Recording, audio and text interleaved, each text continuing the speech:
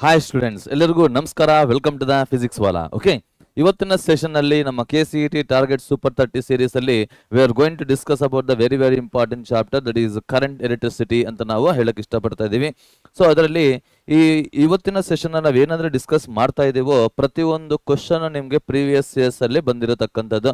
So ಹಾಗಾಗಿ ಒಂದ್ಸರಿ ನೀವು ವಿಡಿಯೋನ ಯುಟಿಲೈಸ್ ಮಾಡ್ಕೊಂಡಿದ್ದೀರಾ, ನೀಟಾಗಿ ನೀವು ಕಾನ್ಸಂಟ್ರೇಟ್ ಮಾಡಿ ಕೇಳಿಸ್ಕೊಂಡು ಪ್ರಾಬ್ಲಮ್ಸ್ ನ ಸಾಲ್ವ್ ಮಾಡಿದ್ದೀರಾ ಅಂತಂದ್ರೆ ಡೆಫಿನೆಟ್ ಆಗಿ ಹೇಳ್ತಾ ಇದ್ದೀನಿ, it will helps you a lot for your KCET entrance examinations. Okay, so let us start. What are the topics we are going to cover in today's session? Means we can say that what is the introduction about the current electricity. Current ಅಂದ್ರೆ ಏನು, current ಹೇಗೆ ನಾವು calculate ಮಾಡಬಹುದು, ಅಷ್ಟೆಲ್ಲ current density ಅಂದ್ರೆ ಏನು, drift velocity, and also what is the relation between current and drift velocity. All those things we will learn here.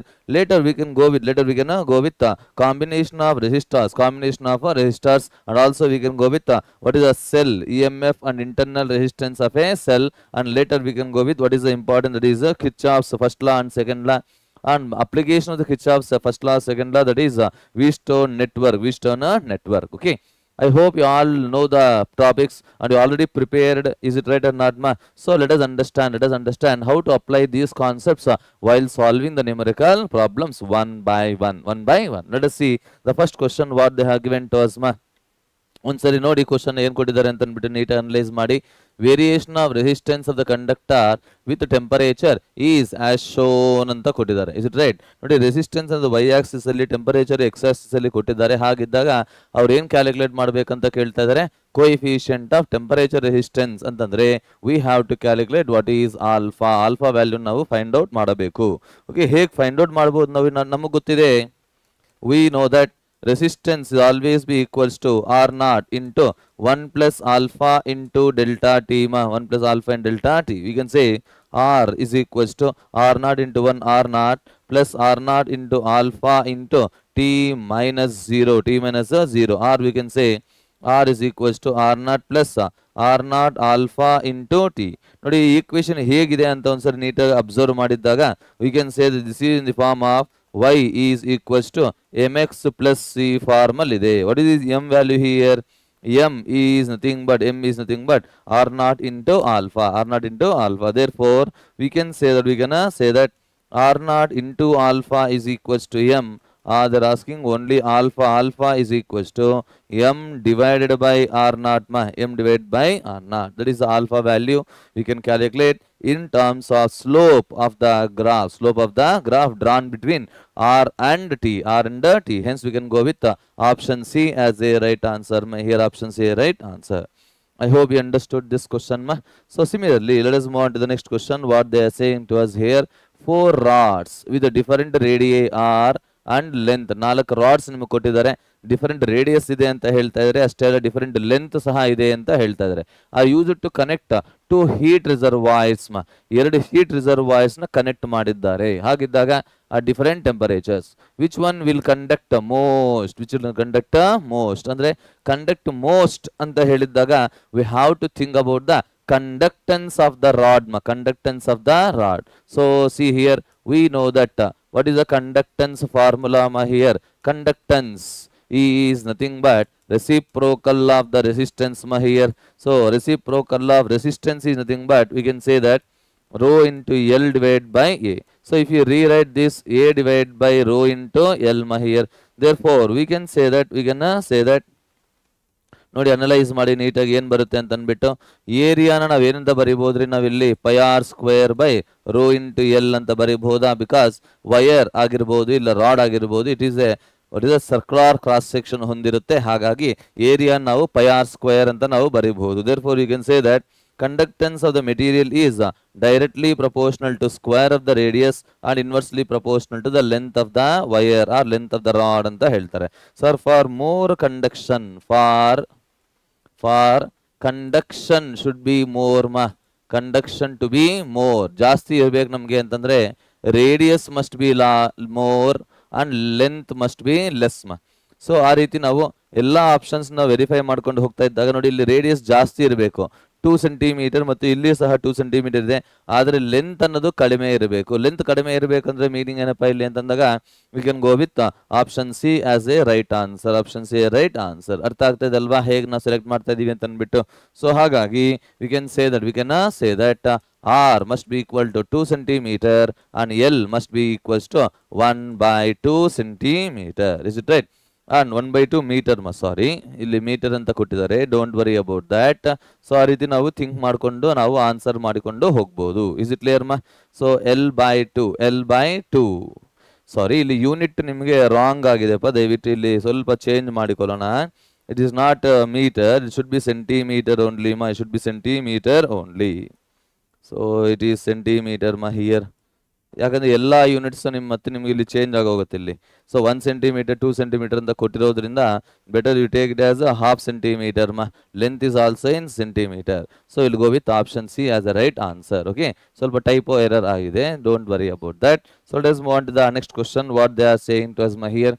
Of the following graphs the one that correctly represents the IV graph characteristic of a ohmic device ಅಂತ ಹೇಳ್ತಾರೆ.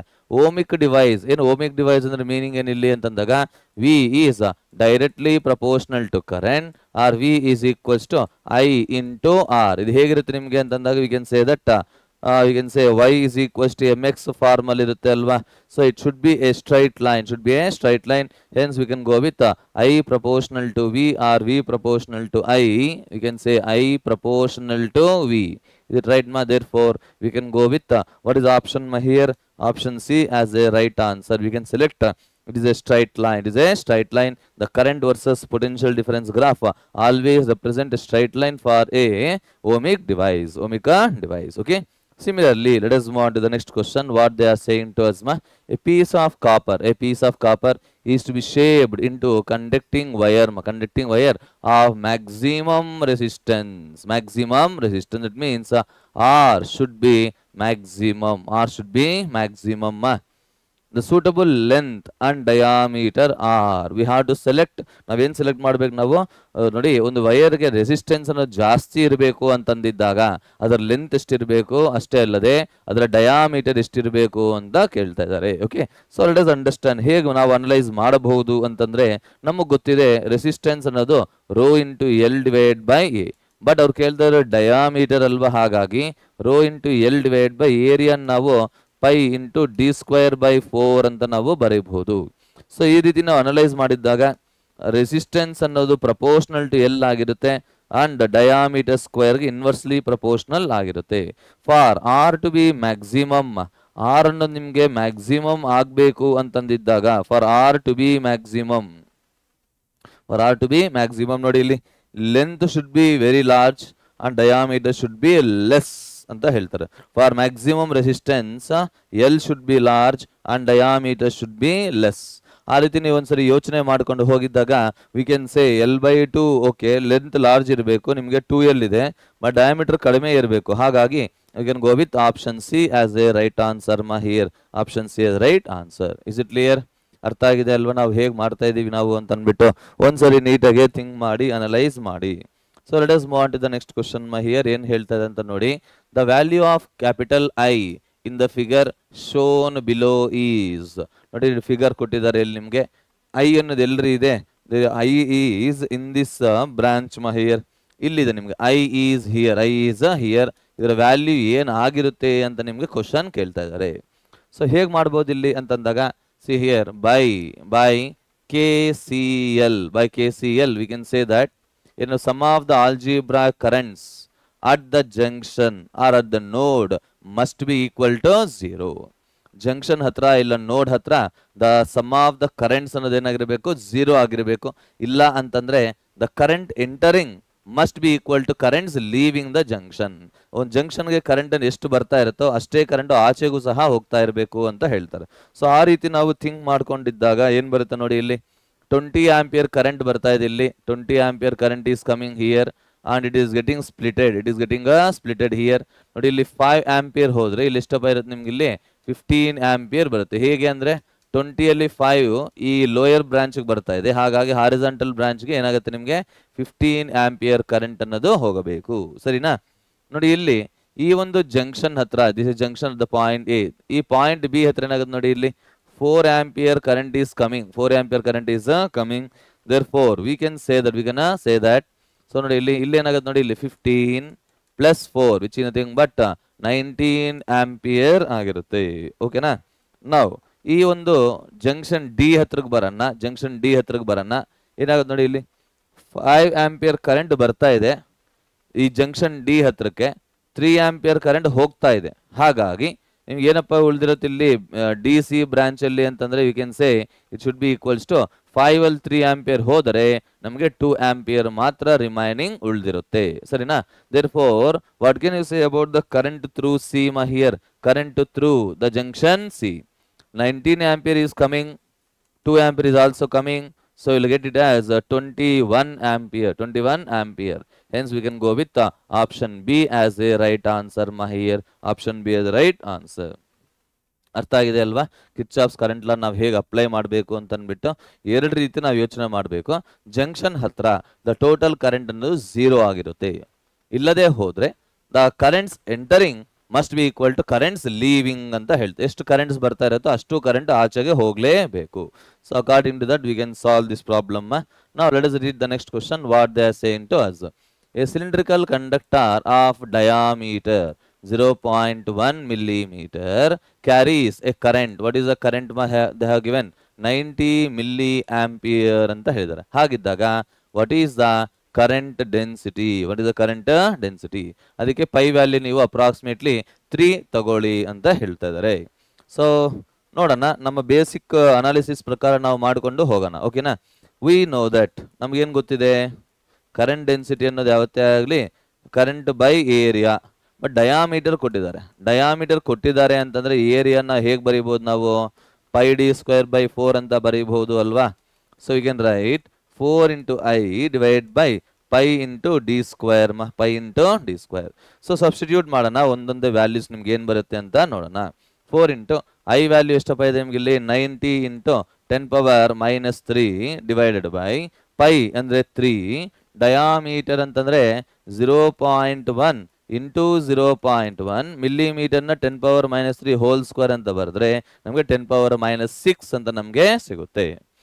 ಇವಾಗ ನಾವು substitute ಮಾಡಿ simplify ಮಾಡೋಣ. 330 times ಇದು cancel ಆಗುತ್ತೆ. therefore current density ಅನ್ನೋದು ಏನ್ರಿ ಆಗುತ್ತೆ ನಮ್ಗೆ ಇಲ್ಲಿ? 4 into 3 120, 30 ಅಂದ್ರೆ 120 into 10 to the power of minus 3 minus 6 ಮೇಲೆ ಹೋದ್ರೆ ಪ್ಲಸ್ 6 ಆಗುತ್ತೆ. 0.1 into 0.2 ಅಂದ್ರೆ 10 power minus 2. ಆ 10 power minus 2 ಮೇಲೆ ಹೋದ್ರೆ ಪ್ಲಸ್ 2 ಆಗ್ಬಿಡುತ್ತೆ. ಸೊ ಇಲ್ಲಿ get the answer as nearly ಎಷ್ಟು ಬರುತ್ತಪ್ಪ ಇಲ್ಲಿ? 120 into 10 to the power of 8 minus 3 ಅಂತಂದ್ರೆ 10 to the power of 5 ampere per metre square ಅಂತ ನಮಗೆ ಸಿಗುತ್ತೆ. 120 into 10 power 5 ಅಂತಂದ್ರೆ ವಿ ಕ್ಯಾನ್ ಗೋ ವಿತ್ ನೋಡಿ ಇಲ್ಲಿ ಆಪ್ಷನ್ ಸಿ ಆಗ್ಬಹುದಾ? ಇಲ್ಲಿ ನೋಡಿ 1.2 into 10 to the power of 7 ampere per metre square ಅಂತ ನಮಗೆ ಸಿಗುತ್ತೆ. Hence we can go with option C as a right answer. Option C is right answer. I hope you are understanding clearly. So please note that and follow that and practice. ಇದೆಲ್ಲ ನಿಮಗೆ previous years questions, ಬೇರೆ ಯಾವುದು ಅಲ್ಲ. I am explaining only previous years problems. So maximum ಆಗಿ ನೀವು utilise ಮಾಡಿಕೊಂಡು simplify ಮಾಡಿ. So let us see the next question. What they are saying to us: the resistance where R is equals to V by I ಅಂತ ಕೊಟ್ಟಿದ್ದಾರೆ. V ಅನ್ನೋದು ಏನಪ್ಪ ಆಗಿರುತ್ತೆ ನಿಮ್ಗೆ ಇಲ್ಲಿ ಅಂತಂದ್ರೆ 100 ಪ್ಲಸ್ ಆರ್ ಮೈನಸ್ 5 ವೋಲ್ಟ್ ಅಂತ ಕೊಟ್ಟಿದ್ದಾರೆ.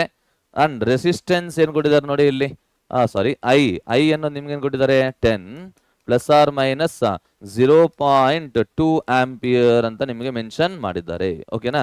Now they are asking what is the percentage error in the resistance.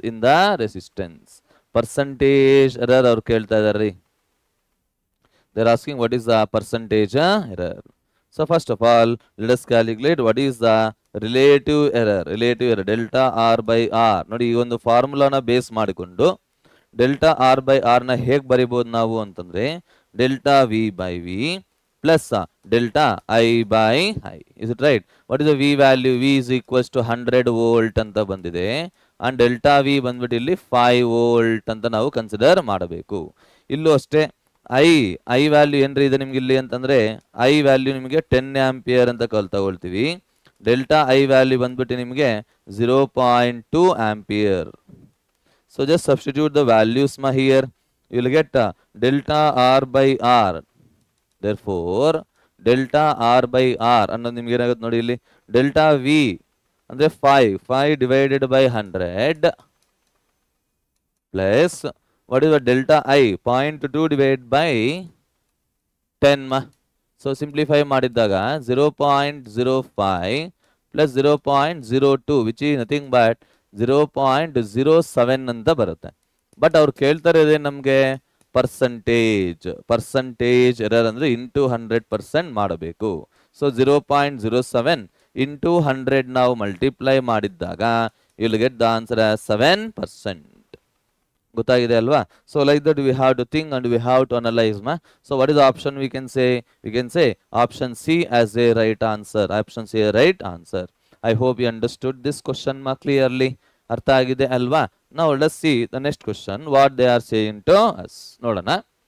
Ohm's law is applicable to ಅಂತ ಹೇಳ್ತಾರೆ. ವೆರಿ ಸಿಂಪಲ್ ಅಲ್ವಾ ಈ ಕ್ವಶನ್? ಇವೆಲ್ಲ ನೋಡಿ ಎಂತ ಕ್ವಶನ್ಸ್ ಕೊಟ್ಟಿದ್ದಾರೆ ನಮ್ಮ ಪ್ರೀವಿಯಸ್ ಇಯರ್ಸ್ ಪೇಪರ್ಸ್ ಅಲ್ಲಿ ಅಂತ ಒಂದ್ಸರಿ ನೀವೇ ಯೋಚನೆ ಮಾಡಿ. ಸೊ ಹಾಗಾಗಿ ಯಾವಾಗಾದ್ರೂ ನಾವು ಬೇಸಿಕ್ಸ್ ಇಂದ ನಾವು ಓದಿರ್ತೀವೋ ಅವಾಗ ನೀವು ಡೆಫಿನೆಟ್ ಆಗಿ ನೀವು ಈಸಿಯಾಗಿ ನೀವು ಆನ್ಸರ್ ಮಾಡಬಹುದು. ಓಕೆನಾ? Ohm's law is applicable to what here? We can applicable for conductors applicable for conductors. That is ohmic devices ಅಂತ ನಾವು ಹೇಳ್ಬೋದು. ಡಯೋಡ್ ಆಗಲ್ಲ, ಟ್ರಾನ್ಸಿಸ್ಟರ್ ಆಗಲ್ಲ, ಎಲೆಕ್ಟ್ರೋಲೈಟ್ ಆಗಲ್ಲ. Hence we can select option D as a direct memory based ಇಲ್ಲ conceptual question ಅಂತ ನಾವು ಹೇಳ್ಬೋದು ಇಂತಹ ಒಂದು ಪ್ರಾಬ್ಲಮ್ಸ್ ನ. ಓಕೆನಾ?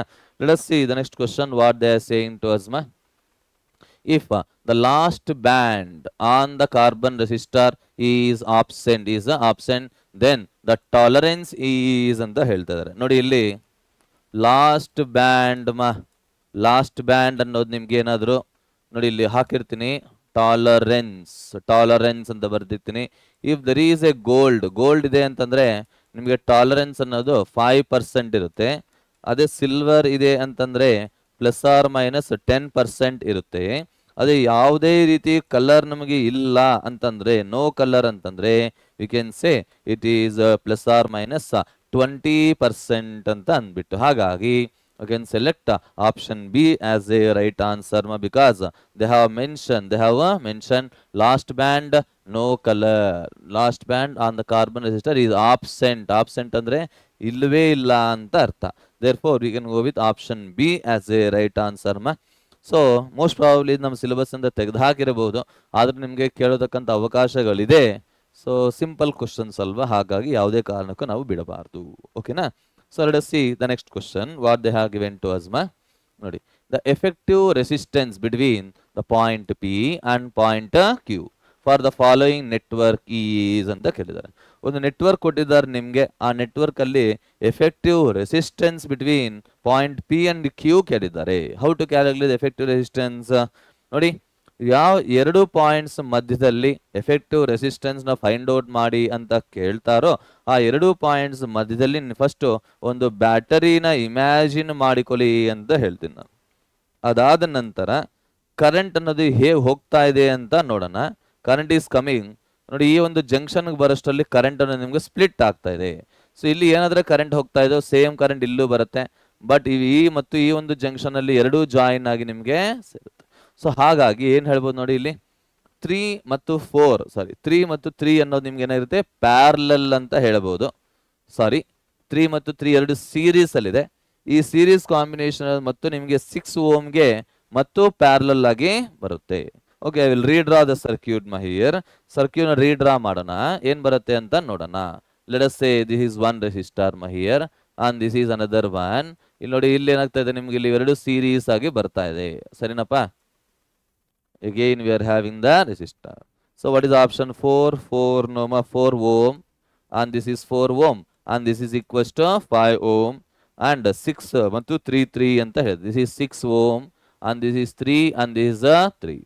So just substitute and simplify here. ಏನ್ ಬರುತ್ತೆ ನೋಡಿ, ಇಲ್ಲಿ 3 + 3 ಏನಾಗುತ್ತೆ ನಿಮ್ಗೆ ಇಲ್ಲಿ 6 ohm ಅಂತ ಬರುತ್ತೆ. and 6 ಮತ್ತು 6 ಇವೆರಡು ಪ್ಯಾರಲಲ್ ಆಗಿದ್ದಾಗ 6/2 which is nothing but 3 ohm ಆಗಿರುತ್ತೆ. ಹಾಗಾಗಿ again the circuit can be reduced as shown in the figure. So see here, this is 4 ohm and this is 3 ohm and this is 5 ohm. So R across PQ, R across PQ ma PQ ಹತ್ರ ನಿಮಗೆ resistance ಅನ್ನೋದು ಏನಾಗಿರುತ್ತೆ ನಿಮಗೆ ಅಂತಂದಿದ್ದಾಗ V can say 4 plus 3 4 plus 3 plus 5 you will get the answer as 12 ohm ಅಂತ ನಮಗೆ ಸಿಗುತ್ತೆ. So 12 ohm is the right answer here. Hence we can select option C as a right answer. I hope you understood this no ma. So once neat ಆಗಿ ಯೋಚನೆ ಮಾಡಿ ಏನು ಬರುತ್ತೆ ಅಂತ ಅಂದ್ಬಿಟ್ಟು 3 ಸೀರೀಸ್ 6 ಆಗುತ್ತೆ. 6 ಮತ್ತು 6 ಪ್ಯಾರಲಲ್ 6/2 ಅಂತಂದ್ರೆ ಮತ್ತು 3 ಆಗುತ್ತೆ. 3 ಮತ್ತು 4 5 ಮೂರು ನಿಮಗೆ ಸೀರೀಸ್ ಅಲ್ಲಿ ಇರುತ್ತೆ. ಹಾಗಾಗಿ you will get 12 ohm equivalent resistance. Okay. So let us move on to the next question.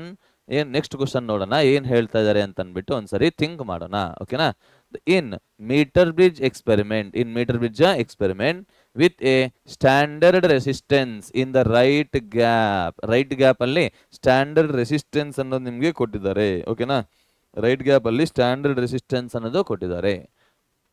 And resistance coil dipped in water in the left gap balancing length obtained is L. If the temperature of the water is increased, the new balancing length is ಅಂತ ಕೇಳ್ತಾರೆ. ನೋಡಿ, right side gap ಅಲ್ಲಿ ನಿಮಗೆ standard resistance box ನೋಡಿರ್ತೀರ ನೀವು, ಅದನ್ನ connect ಮಾಡಿದ್ದಾರೆ. Left side gap ಅಲ್ಲಿ ಒಂದು ವೈರ್ ಇದೆ. ಆ ವೈರ್ನ ವಾಟರ್ ಅಲ್ಲಿ ಡಿಪ್ ಮಾಡಿದ್ದಾರೆ.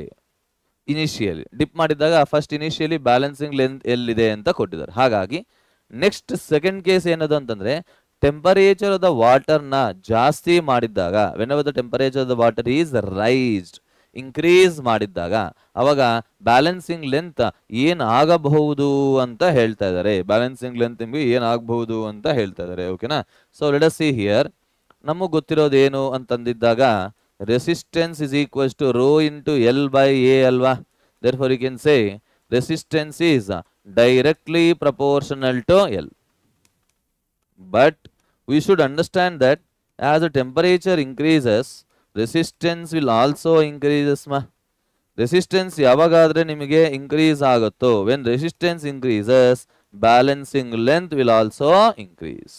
Therefore we can say that new balancing length will always be greater than the initial balancing length ma. Hagagi greater than L ಅಂತಂದ್ರೆ you can go with option D as a right answer ma. Here option D as a right answer. Is it clear ma? ಅರ್ಥ ಆಗ್ತಾ ಇದಲ್ವಾ ಏನು ಹೇಳ್ಬೋದು ನಾವು ಅಂತ ಅಂದ್ಬಿಟ್ಟು. So let us say option D is the right answer. I hope you understood this no ma. ಅರ್ಥ ಆಗಿದೆ ಅಲ್ವಾ ಏನು ಹೇಳ್ತಾ ಇದೆ ಅಂತ ಅಂದ್ಬಿಟ್ಟು. So please think about this, this and practice these problems. Definitely you'll get a confidence. Okay. Now let us move on to the next question, what they are saying to us. Please read this question ma. ಈ question ನ ಓದಿ ಒಂದ್ಸರಿ ಹೇಗೆ analyse ಮಾಡಬಹುದು, ಏನ್ ಕೇಳ್ತಾ ಇದ್ದಾರೆ ಅವ್ರು ನಮಗೆ ಅನ್ನೋದನ್ನ ಫಸ್ಟ್ ಯೋಚನೆ ಮಾಡಬೇಕು. ನೋಡಿ ಇಲ್ಲಿ 5 identical resistors, each of resistance R is equals to 1500 ohm ಅಂತ ಕೊಟ್ಟಿದ್ದಾರೆ. 5 identical resistors are there ma. R ಅನ್ನೋದು ನಿಮಗೆ 1500 ohm they have given, are connected to a 300 volt battery as shown in the figure. ನೋಡಿ, ಈ diagram ನ ನೋಡಿದ ತಕ್ಷಣ ನಾವು ಒಂದು ವಿಷಯ ಹೇಳ್ಬೋದು, ಏನು ಅಂತಂದ್ರೆ all the resistors are in series, are in parallel ma. All the resistors are in parallel ಆಗಿದೆ ಅಂತ ನಾವು ಐಡೆಂಟಿಫೈ ಮಾಡಬಹುದು. ಬಟ್ ಅವ್ರೇನ್ ಕೇಳ್ತಾ ಇದಾರೆ ನಮ್ಗಿಲ್ಲಿ, reading of the ideal ammeter ಅಂದ್ರೆ ಮೀನಿಂಗ್ ಏನು, ಅಮೀಟರ್ಗೆ ಯಾವುದೇ ರೀತಿ ರೆಸಿಸ್ಟೆನ್ಸ್ ಇರೋದಿಲ್ಲ. ಓಕೆನಾ. They are asking what is the reading in the ammeter. ಇಲ್ಲಿ ಒಂದು ಟ್ವಿಸ್ಟ್ ಏನಪ್ಪಾ ಅಂತಂದ್ರೆ, ಈ ಅಮೀಟರ್ ಅನ್ನೋದು ಈ ಬ್ಯಾಟರಿ ಪಕ್ಕದಲ್ಲಿ ಎಲ್ಲಾದ್ರೂ ಇದ್ದಿದ್ರೆ ಈಸಿಯಾಗಿ ನಾವು ಆನ್ಸರ್ ಮಾಡಬಹುದಾಗಿತ್ತು. ಆದರೆ ಈ ಅಮೀಟರ್ ಅನ್ನೋದು ಎಲ್ಲಿದೆ ನೋಡಿ, ಇಲ್ಲಿ they are putting after the 3 resistors parallel ma. So ಹಾಗೆ ಒಂದ್ಸರಿ ಯೋಚನೆ ಮಾಡಿ ಇಲ್ಲಿ ಏನ್ ಮಾಡ್ಬೋದು ಅಂತ.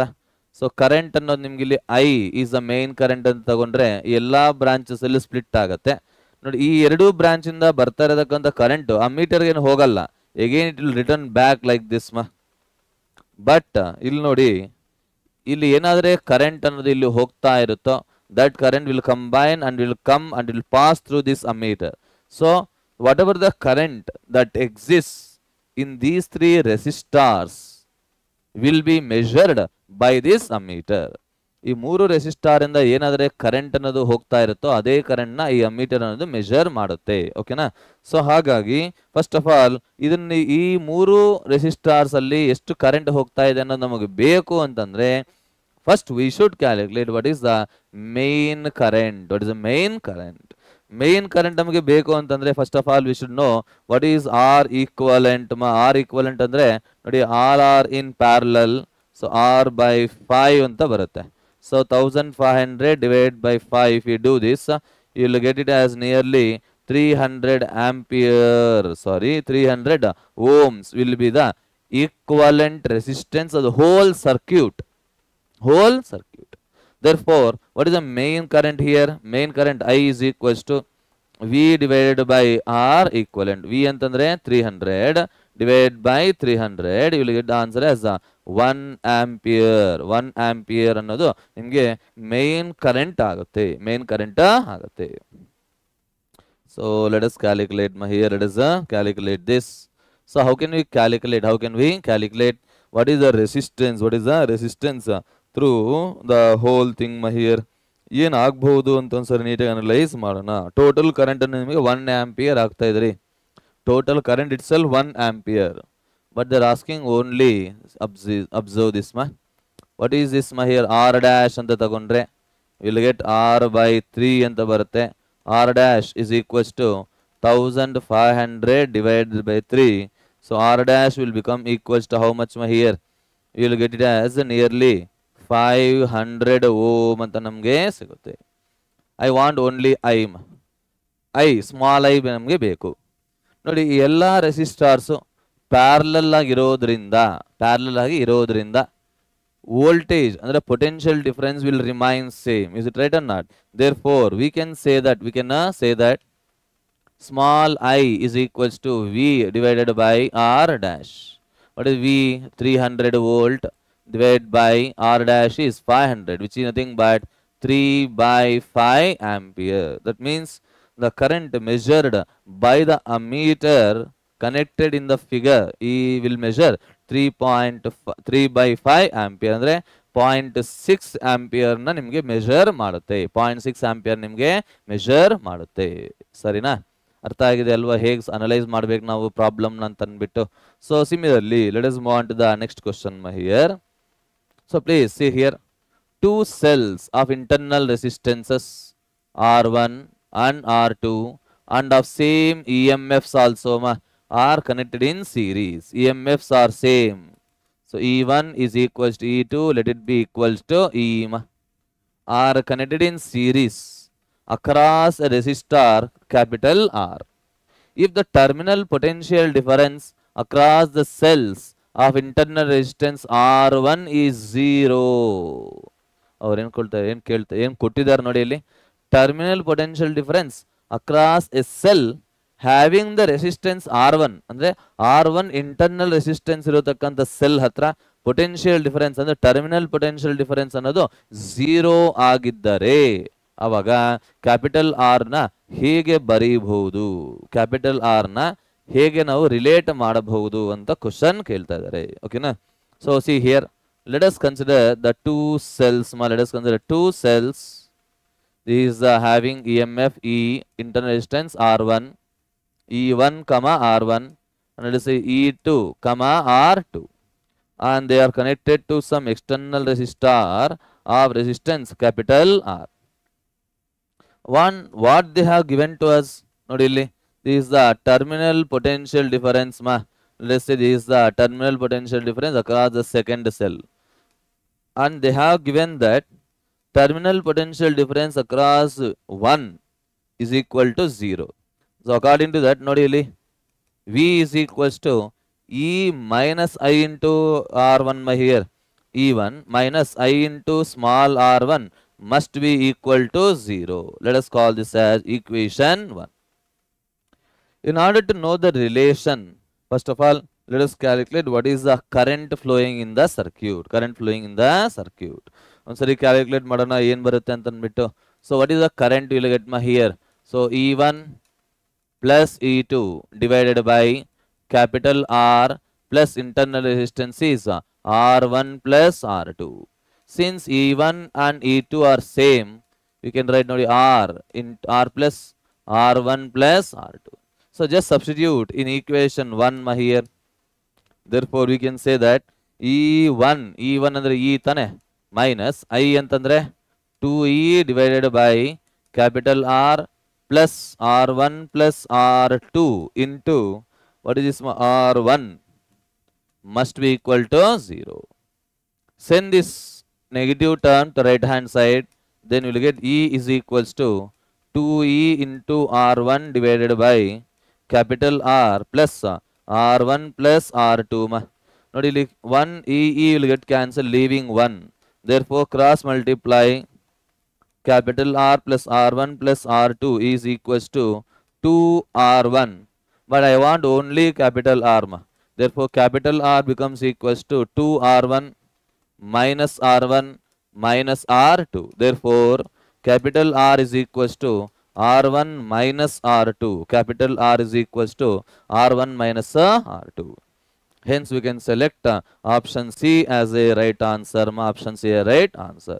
I hope you understood this question. ಅರ್ಥ ಆಗಿದೆ ಅಲ್ವಾ? ಹೇಗೆ ನಾವು ಅನಲೈಸ್ ಮಾಡಬೇಕು, ಅವರು ಕೊಟ್ಟಿರತಕ್ಕಂಥ ಡೇಟಾ ನಾವು ಹೇಗೆ ಯುಟಿಲೈಸ್ ಮಾಡ್ಕೋಬೇಕು, ನಮ್ಮ ಒಂದು ಫಾರ್ಮುಲಾನ ಹೇಗೆ ಅಪ್ಲೈ ಮಾಡಬೇಕು ಅನ್ನೋದು ಸಹ ಎಲ್ಲ ಕಲಿಬೇಕು. ಓಕೆನಾ? ಅದನ್ನೇ ನೀವು ಇಲ್ಲಿ ಅಬ್ಸರ್ವ್ ಮಾಡ್ತಾ ಇರಬೇಕು. ಓಕೆನಾ? So let us see the next question. Let us see next question what they are saying to us. The IV graphs for two different electrical appliances P and Q are shown in the diagram. If RP and RQ be the resistances of the devices, then what is the relation between the two resistances? ಯಾವುದೋ ಒಂದು ಎರಡು electrical applications ಇದೆ, ಎರಡು ಅಪ್ಲಿಯನ್ಸಸ್ ಇದೆ. ಆ ಎರಡೂ applications ಅಲ್ಲೂ ಕರೆಂಟ್ಗೂ ಮತ್ತು ಪೊಟೆನ್ಷಿಯಲ್ ಡಿಫರೆನ್ಸ್ಗೂ ಗ್ರಾಫ್ನ ಪ್ಲಾಟ್ ಮಾಡಿದ್ದಾರೆ. ಆ ಗ್ರಾಫ್ನ ಪ್ಲಾಟ್ ಮಾಡಿದಾಗೆ ಈ ರೀತಿ ಗ್ರಾಫ್ ಬಂದಿದೆ ಅಂತ ಹೇಳಿದ್ದಾರೆ. ಹಾಗಾಗಿ ಆ ಎರಡು ಡಿವೈಸಸ್ದು ಇಲ್ಲ ಅಪ್ಲಿಕೇಶನ್ಸ್ದು ರೆಸಿಸ್ಟೆನ್ಸ್ ಅನ್ನೋದು ಹೇಗೆ ರಿಲೇಟ್ ಆಗಿದೆ ಅಂತ ಹೇಳ್ತಾ ಇದ್ದಾರೆ. ಒಂದು ವಿಷಯ ನೀಟಾಗಿ ಅರ್ಥ ಮಾಡ್ಕೋಬೇಕು. So what is the slope? Slope ಅನ್ನೋದು ಏನ್ರಿ ಆಗುತ್ತೆ ನಮ್ಗೆ ಇಲ್ಲಿ y by x. y by x ಅಂದ್ರೆ I divided by v. I by v ಅಂತಂದ್ರೆ we can say 1 by r. 1 by r. Is it right ma? So from the figure ನಾವೇನ್ ಹೇಳ್ಬೋದು ನೋಡಿ, ಇಲ್ಲಿ slope of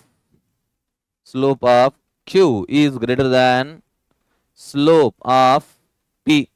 What is slope of Q here? 1 by RQ is equals to 1 by RQ is greater than 1 by RP. So if you take reciprocal, then RQ will be less than RP. RQ will be less than RP. Or RP is greater than RQ. RQ less than illa RP greater than ಅಂತಂದ್ರೆ you can go with option B as a right answer. ತುಂಬಾ ಜನ students ಇಲ್ಲಿ confuse ಆಗ್ತಾ ಇರ್ತಾರೆ. So ಅದಕ್ಕೆ ನಾನು ನೀಟಾಗಿ ನಿಧಾನಕ್ಕೆ ಶಾರ್ಟ್ ಅಂಡ್ ಸ್ವೀಟ್ ಆಗಿ ಎಕ್ಸ್ಪ್ಲೇನ್ ಮಾಡ್ತಾ ಇದ್ದೀನಿ. ನೀಟಾಗಿ ಅನಲೈಸ್ ಮಾಡಿ. ಓಕೆನಾ? So let us move on to the next question. What they have given to us. Though the electron drift velocity is small and electron charge is very small, a conductor can carry an appreciably large current because ಅಂತ ಹೇಳ್ತಾ ಇದ್ದಾರೆ. Because ನೋಡಿ, conductor ಅಲ್ಲಿ large current ಅನ್ನು ಹೋಗ್ತಾ ಇರುತ್ತೆ. ಯಾಕೆ ಅಂತ ನಮ್ಗೆ ಕೇಳಿದ್ದಾಗ you can say that usually conductors ಅನ್ನೋದು ಎಲ್ಲಪ್ಪ ಯೂಸ್ ಮಾಡ್ತೀವಿ ನಾವು? Where will use it at room temperatures ಅಂತಂದ್ರೆ ಒಂದು ವಿಷಯ ನೀಟಾಗಿ ಅರ್ಥ ಮಾಡ್ಕೋಬೇಕು. ಕಂಡಕ್ಟಿವಿಟಿ ಅನ್ನೋದು ಈ ಟೆಂಪರೇಚರ್ ಮೇಲೆ ಎಲ್ಲೋ ಒಂದು ಕಡೆ ಡಿಪೆಂಡ್ ಆಗಿದೆ ಅಂತ ಅರ್ಥ. This one of the conceptual question. ಬೇರೆ ಏನು ಇಲ್ಲ. Conductivity will be more because the conductors will carry large current. So ನೋಡಿ, ರಿಲ್ಯಾಕ್ಸೇಷನ್ ಟೈಮ್ ಸ್ಮಾಲ್ ಅಂತ ಹೇಳ್ತಾರೆ. ಅದಕ್ಕೆ ಇದಕ್ಕೆ ಸಂಬಂಧ ಇಲ್ಲ. ಬಿಕಾಸ್ ಕಂಡಕ್ಟಿವಿಟಿ ಅನ್ನೋದು ನಿಮ್ಗೆ ಏನಾಗಿರುತ್ತೆ ಅಂತಂದಾಗ it is equals to NE² tau ಅಂತ ಬರುತ್ತಪ್ಪ ನಿಮ್ಗೆ. NE² tau divided by m. That means directly proportional to temperature, relaxation time ಆಗಿರುತ್ತೆ. ಸೊ ಬರಲ್ಲ. Electron number density depends on temperature. This small n value ಇದೆ ಅಲ್ವಾ, ದಟ್ ಡಿಪೆಂಡ್ಸ್ ಆನ್ ಟೆಂಪರೇಚರ್. ನಿಮಗೆ day to day ಅನ್ನೋದು ನಿಮಗೆ temperature ಅನ್ನೋದು change ಆಗ್ತಾ ಇರ್ಬೋದು. Is it right or not ಮಾ? Drift velocity of electron is very large. ಅವರೇ ಕೊಟ್ಟಿದ್ದಾರೆ ನಿಮಗೆ ಡ್ರಿಫ್ಟ್ ವೆಲಾಸಿಟಿ ಸ್ಮಾಲ್ ಅಂತ ಅಂದ್ಬಿಟ್ಟು, ಹಾಗಾಗಿ ಇದು ನಿಮಗೆ ಬರಲ್ಲ. Electron number density is very large. Very large ಅಂತ ಹೇಗೆ ಡಿಸೈಡ್ ಮಾಡ್ತೀರಾ? ಪರ್ಟಿಕ್ಯುಲರ್ ಒಂದು ಮೆಟೀರಿಯಲ್ಗೆ ಇನ್ನೊಂದು ಮೆಟೀರಿಯಲ್ಗೆ ಎಲೆಕ್ಟ್ರಾನ್ ಡೆನ್ಸಿಟಿ ಅನ್ನೋದು ನಿಮಗೆ ಚೇಂಜ್ ಆಗ್ತಾ ಇರುತ್ತೆ. ಹಾಗಾಗಿ we not same. So whenever you go with option B. Option B, electron density depends on temperature. Depends on temperature. Okay, I hope you understood this, ma. Now let us move on to the next question. What they are saying to us, please read it, ma. Masses of the three wires of copper are in the ratio. Masses are in the ratio m1 is to m2 is to m3 is equals to 1 is to 3 is to 5, and their lengths are in the ratio L1 is to L2 is to L3 is equals to 5 is to 3 is to 1. The ratio of their electrical resistances R1 R2 is to R3 question mark. How can you simplify here? Observe this. Observe this. ನಮಗೆ ಗೊತ್ತಿರೋದೇನಪ್ಪ ಇಲ್ಲಿ ಅಂತಂದಾಗ R is equals to, ನೋಡಿ, they are asking the relation between mass, length and resistance. So ಹೇಗೆ ತಗೊಂಡು ಬರ್ಬೋದು? R is equals to rho into L divided by A. So multiply by L and divide by L. Then we will get rho into L square divided by volume ಅಂತ ನಾವು ಬರೀಬಹುದು. Rho into L square divide by ವಾಲ್ಯೂಮ್ನ ಹೇಗೆ ಬರೀಬಹುದು ನಾವು ಅಂತಂದಾಗ mass by density ಅಂತ ಬರೀತೀರಾ. Mass by density. So density for a given material, density will remain constant. Density will remain constant. Therefore, we can say that resistance is directly proportional to L square and inversely proportional to its mass. Directly proportional to L square, length square and inversely proportional to mass ಅಂತ ನಾವು ಹೇಳ್ತೀವಿ. Is it right or not, ma? So according to this we can say, ನೋಡಿ ಇಲ್ಲಿ R1 is to R2 is to R3 must become equals to L1 square by M1 is to L2 square divided by M2 is to L3 square divided by M3. So what is L1 square, ma? 5 square, 25 by 1, ma. 25 by 1 is to L2 square is 3 square, 9 by 3. L3 square, what is L3 square here? 1 divided by 5, ma. 1 divided by 5. Is it right? So 3, 1, 3, 3. Now throughout multiply by 5, ma. Throughout multiply by 5. Multiply ಮಾಡಿದಾಗ ಏನು ಬರುತ್ತೆ ನೋಡಿ ಇಲ್ಲಿ 125 is to 5 3 15 is to 1. That is R1 is to R2 is to R3 ಅನ್ನೋದು ನಿಮ್ಗೆ ಏನಾಗುತ್ತೆ 125 is to 15 is to 1. Is it right? ಅರ್ಥ ಆಯ್ತಲ್ವಾ ಹೇಗೆ ಮಾಡ್ಬೇಕು ನಾವು ಅಂತಂದ್ಬಿಟ್ಟು. So what is option? We can same 125 is to 15 is to 1 ಅಂತಂದ್ರೆ we can go with option A as a right answer. Option A is right answer. I hope you are understanding, ಮಾ. Now similarly, let us move on to the next question. What they are saying to us? Yes, please observe this. In the given circuit, the current through 20 ohm illa illi, sorry, it must be 2 ohm. 2 ohm resistor agirabeku. It must be 2 ohm resistor. 2 ohm resistor andre 2 ohm ide namage circuit alli. Hagagi ee 2 ohm resistor inda ಎಷ್ಟು current ಹೋಗ್ತಾ ಇದೆ ಅನ್ನೋದನ್ನ ನಾವು find out ಮಾಡಬೇಕು. Is it right, ಮಾ? So ಹೇಗೆ ಮಾಡ್ಬೋದು ಒಂದ್ಸರಿ ನೋಡೋಣ. ಇಲ್ಲಿ ಒಂದು ವಿಷಯ ನೀಟಾಗಿ ಅರ್ಥ ಮಾಡ್ಕೋಬೇಕು, ಅನಲೈಸ್ ಮಾಡಿ.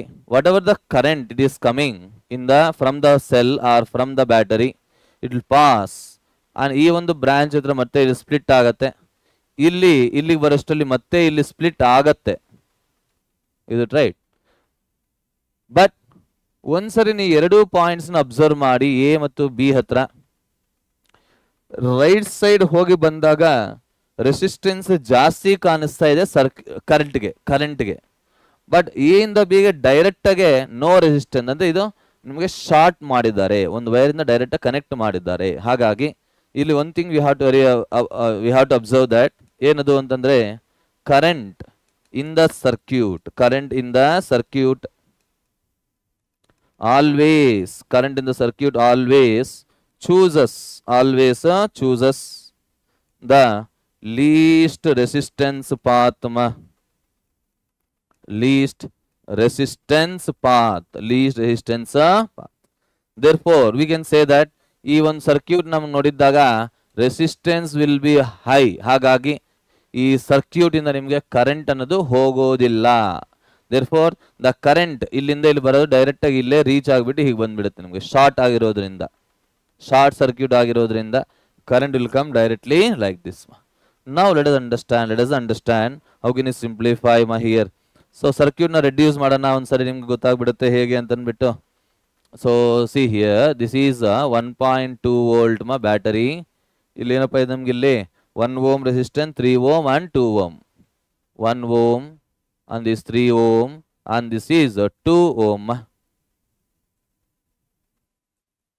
Is it clear? So ಒಂದ್ಸರಿ ನೋಡಿ ಇಲ್ಲಿ ಈ 1 ohm ಅನ್ನೋದು ಹೇಗಿರುತ್ತೆ, ಇಟ್ ಈಸ್ ಕರೆಂಟ್ ಅನ್ನೋದು ಸ್ಪ್ಲಿಟ್ ಆಗ್ತದೆ. ಕರೆಂಟ್ ಅನ್ನೋದು ಯಾವ ಬ್ರಾಂಚಸ್ ಅಲ್ಲಿ ಸ್ಪ್ಲಿಟ್ ಆಗುತ್ತೋ ಆ ಎಲ್ಲಾ ಬ್ರಾಂಚಸ್ ಪ್ಯಾರಲಲ್ ಅಂತ ನಾವು ಬ್ಲೈಂಡ್ ಆಗಿ ಬಿಲೀವ್ ಮಾಡಬೇಕು. ಓಕೆನಾ? ಹಾಗಾಗಿ ಈ 1 ohm ಅನ್ನೋದು ಏನಾಗುತ್ತೆ ಅಂತಂದಾಗ the 1 ohm will be like this.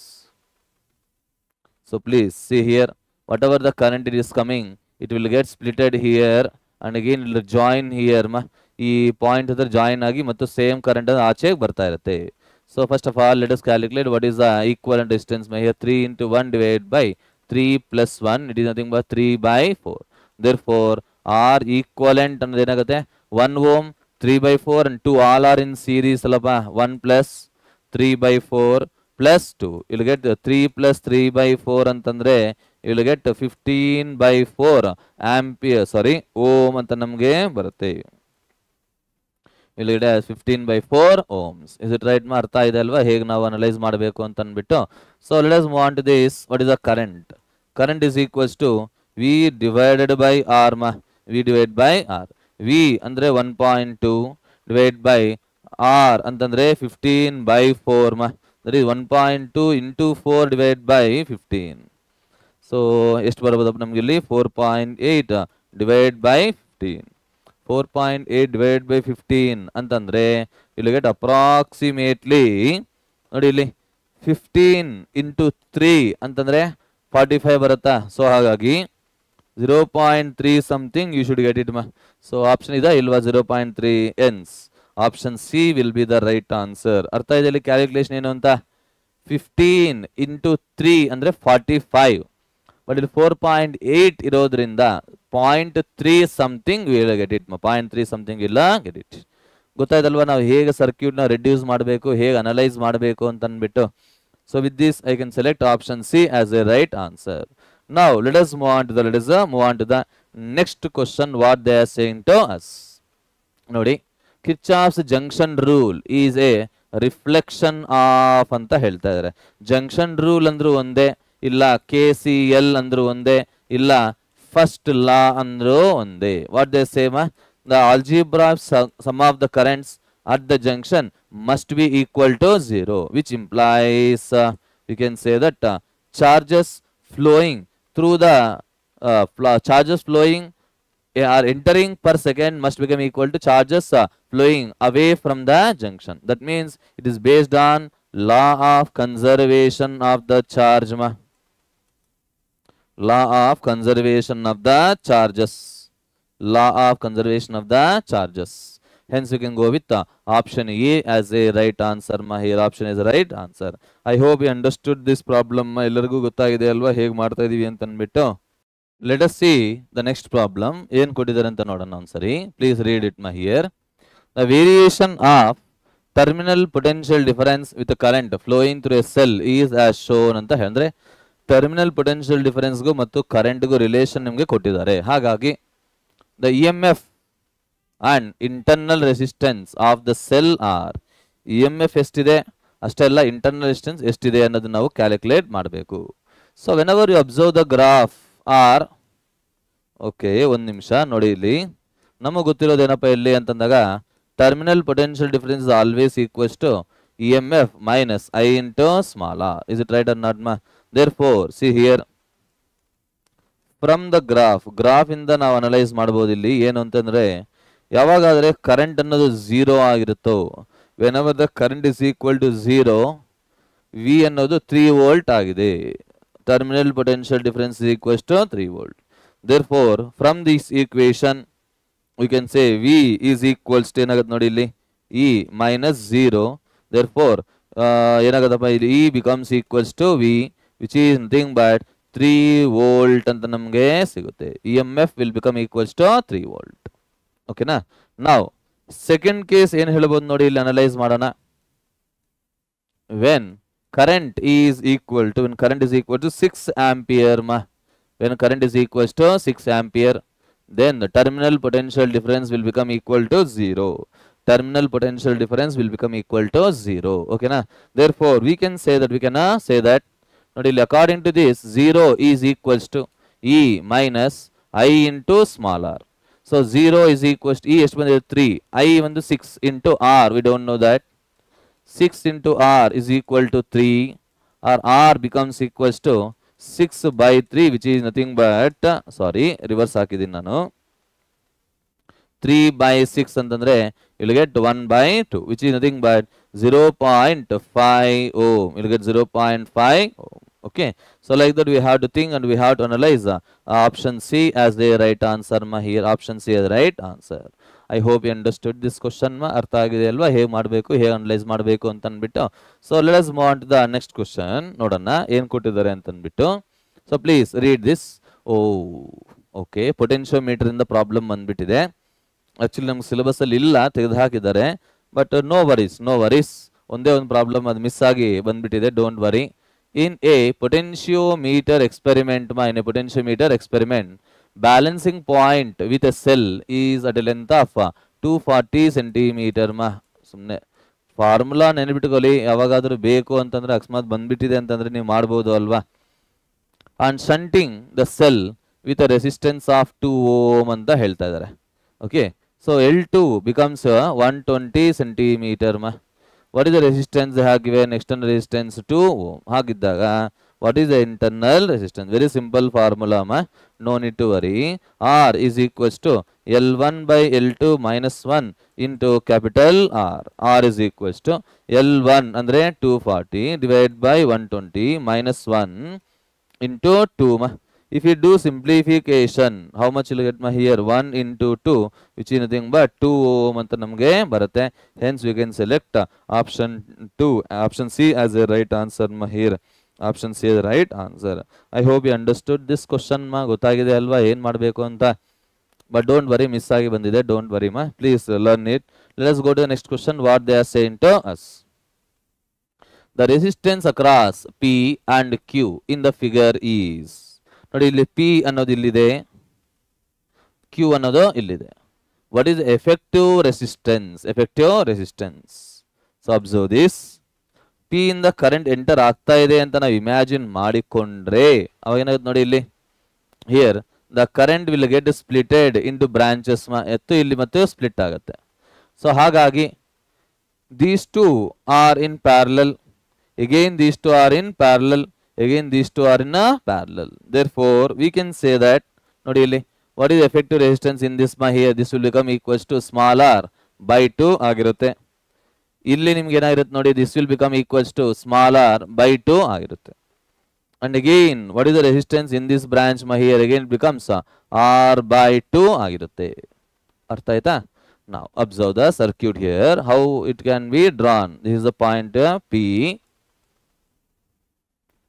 this is the point Q. Resistance ಅನ್ನೋದು r by 2 ಆಗಿರುತ್ತೆ. ಸೊ ಈ ರೀತಿ ನಿಮಗೆ ಬಂದು ಇಲ್ಲಿ ಸರ್ಕ್ಯೂಟ್ ಜಾಯಿನ್ ಆಗ್ತಾ ಇದೆ. This is also r by 2 and this is also equal to r by 2.